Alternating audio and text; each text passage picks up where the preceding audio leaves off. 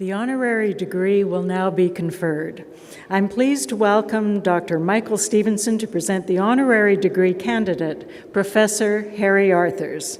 Dr. Stevenson, of course, is President Emeritus of Simon Fraser University.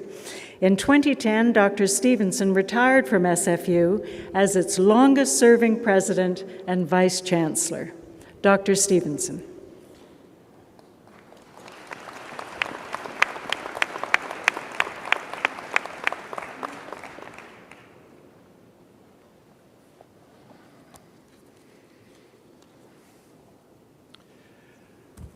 Madam Chancellor, ladies and gentlemen, I am honored to present Harry Arthurs, one of Canada's most distinguished legal scholars and educational leaders. As it happens, both President Petter and I owe much of our career progress, including probably our appointments at SFU, to the teaching and mentoring we received from Professor Arthurs. But I hasten to add to this convocation that this fact had no bearing on the recommendation of this honorary degree. Harry Arthurs has made perhaps the most significant and lasting contributions to Canadian labor law. His preeminence is marked by the Boer-Alaskan Prize for contributions to that field.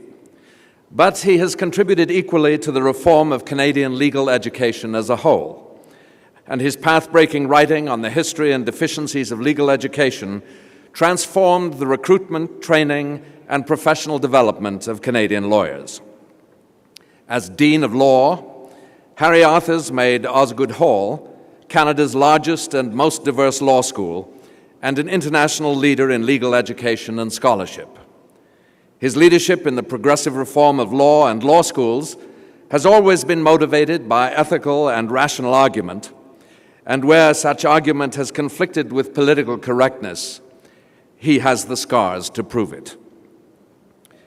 Following his appointment as president of York University, Harry Arthurs' commitment to reform found new scope. Under his guidance, York became Canada's third largest university. But growth for President Arthurs was always premised on academic excellence. He pioneered strategic planning in academic institutions and was a powerful voice for the primacy of intellectual interests in university administration. But of greater significance than his leadership of that single institution was his contribution to the larger community of Canadian universities. Acknowledging his dominating intelligence and powers of argument, Harry Arthurs was recognized as a giant among Canadian university presidents. And to the great benefit of many of the rest of us, especially the still new universities like Simon Fraser University, President Arthurs led the fight against monopoly and privilege advanced by older and better endowed institutions. His achievements since leaving office are equally impressive. Unlike many of his presidential peers, worn out, puffed up, or greedy for the spoils of well-paid consultancies, Harry Arthurs returned to scholarship.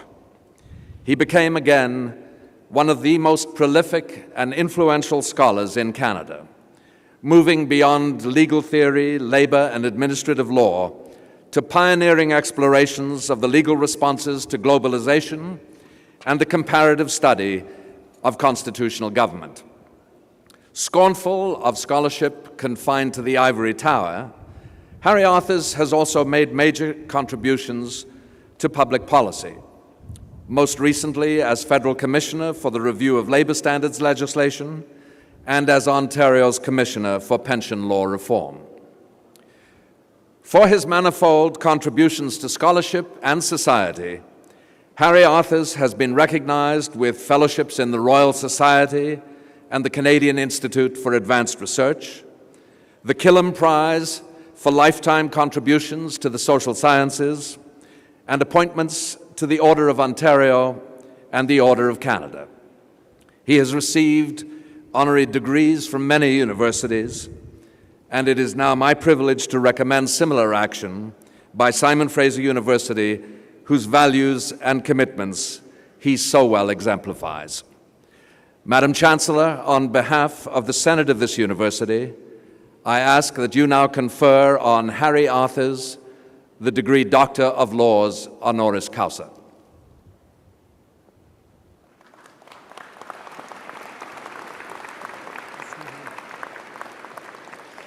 Harry Arthurs, by virtue of the authority vested in me and in the Senate of this university, I hereby admit you to the degree of Doctor of Laws, honoris causa. Dr. Arthurs will be hooded by Dr. John Driver, he is Vice President Academic, and by Dr. Kate Ross, Registrar.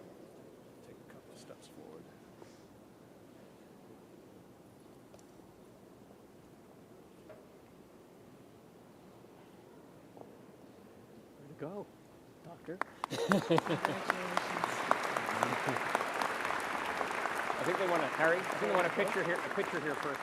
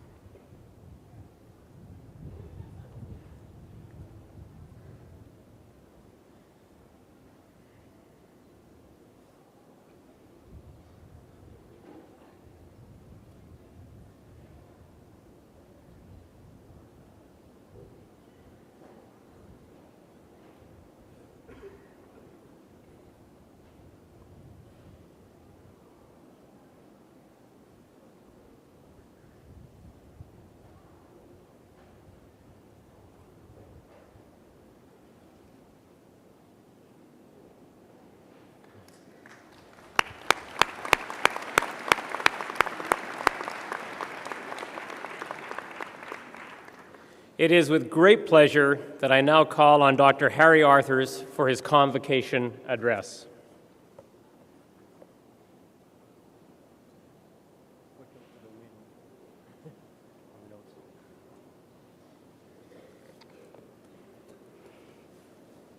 Madam Chancellor, I'm hugely honored to become a member of the class of 2012 and of the Simon Fraser community.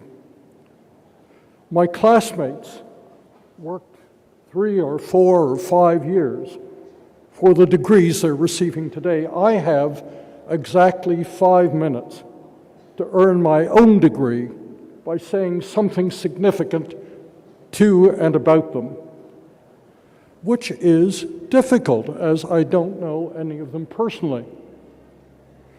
On the other hand, I do know a fair amount about the members of this graduating class. I know first and foremost that every member of the audience is extremely proud of today's graduates, and that today is a great day, a truly great day in the history of their family.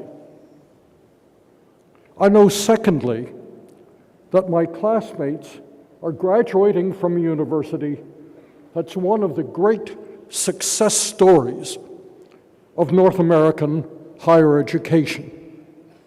An innovative university with an exemplary record of community engagement, as you heard President Petter say. I know also that many of today's graduates studied economics, the so-called dismal science. Some studied literature, linguistics, philosophy, cognitive science, which I think might be called the introspective sciences. And some studied public policy or urban studies. Let's call those the optimistic sciences. And finally, because I'm a citizen and because I'm the father of some fairly recent university graduates, as well as an academic, I know that today's graduates are facing some very tough challenges. That's not surprising, really. Graduates always face tough challenges, whether it's going on to further studies, or starting a new job, or moving to a new city, or entering a new personal relationship, or just not being a student anymore. All of those things are tough challenges. But for you, for the class of 2012, the big challenge is the economy. So that's why I want to use what's left of my 5 minutes to say something about the economy. And I do so with dividends, because some of you are economists and I'm not. But I will say this: if economics has nothing to say about our present situation, except that the market will fix things over time, it is indeed a dismal science. Fortunately,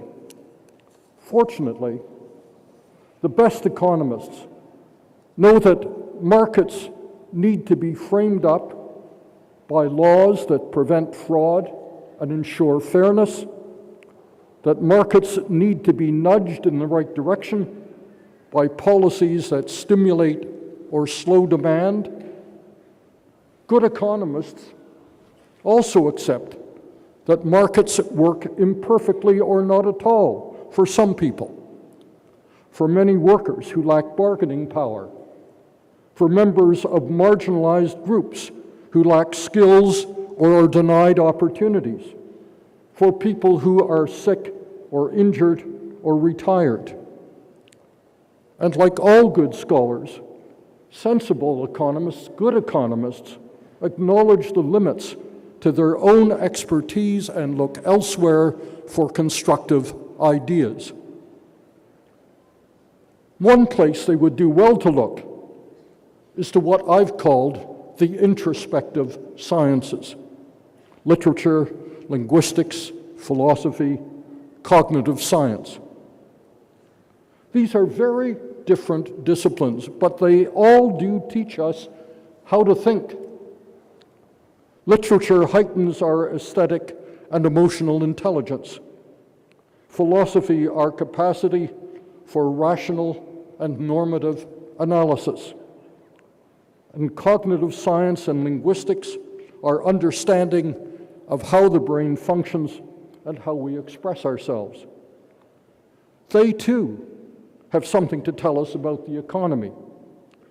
What values the economy should serve, how it shapes people's lives, and whether we really are rational economic actors after all. And the best economists look to the optimistic sciences as well.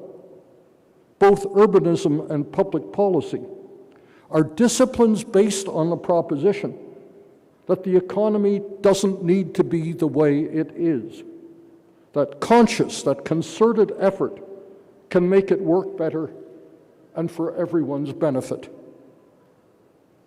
Good communities don't emerge just because the market conjures them up, as every successful developer knows. They get built because they are thoughtfully imagined and designed by people like today's graduates in urban studies. And what about the science of public policy? This branch of learning is much undervalued today, when politics, public service, and state action have all fallen into disrepute. But excellence in the formation and implementation of public policy is absolutely indispensable if intelligent, inclusive, efficient, and effective governments are to be ready, willing, and able to make the economy work for everyone's benefit. Madam Chancellor, what I want to say about the people graduating this morning is that Canada needs them. They have precisely the right skills, the indispensable skills, to meet the economic challenges facing them and the rest of us. And what I want to say to my fellow graduates, to the members of the class of 2012, is this: have courage, have confidence. Tough times will bring out the best in you. Terry Fox ran halfway across Canada on one leg. J.K. Rowling wrote Harry Potter in a coffee shop. Steve Jobs dreamed up the Mac in his parents' garage. I know, I promise, that you're going to be successful lawyers and doctors and entrepreneurs and executives and chefs and civil servants and politicians and poets. I'm confident that one way or another, the members of this class, of my class, will lead happy and productive lives. Congratulations to you and best wishes to your families on this wonderful, windy occasion. Thank you very much.